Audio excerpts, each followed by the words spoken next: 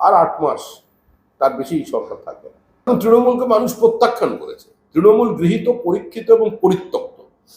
তৃণমূলের বিসর্জনের ঢাক বেজেছে, তৃণমূল চলে যাচ্ছে। স্বাভাবিক রাজনৈতিক মৃত্যুর দিকে তৃণমূল এগোচ্ছে। সেই কারণেই তৃণমূল আজকে আতঙ্কিত।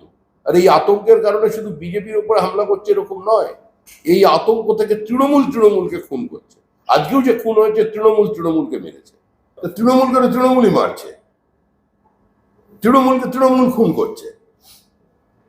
হাওড়া তপন দত্তকে দিয়ে শুরু হয়েছে, তার স্ত্রী প্রতিমা দত্ত প্রথম সিবিআই তদন্তের দাবি জানিয়েছিলেন, কারণ সাপ্লিমেন্টারি চার্জশিটে যারা মূল অভিযুক্ত তারা বাদ দিয়েছিলেন। গত 2 বছরের রেকর্ড নিন, 90% রাজনৈতিক কর্মী খুন হয়েছে তৃণমূল কংগ্রেসের। আর প্রত্যেকটি ক্ষেত্রেই অভিযোগের তীর তৃণমূলের বিরুদ্ধে, আমাদের বিরুদ্ধে নয়, কোনো বিরোধী অন্য কারোর বিরুদ্ধে নয়। এবং প্রতি ক্ষেত্রে পরিবারের প্রাথমিক প্রতিক্রিয়া সিবিআই তদন্ত চাই। তৃণমূল কংগ্রেসের ধ্বংস তৃণমূল কংগ্রেসের জন্মের মধ্যেই নিহিত ছিল,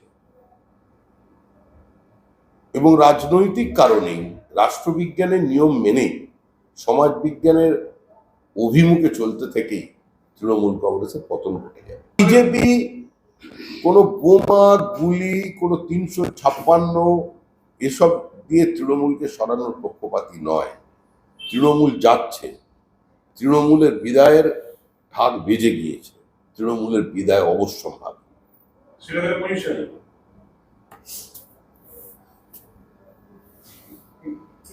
আছে।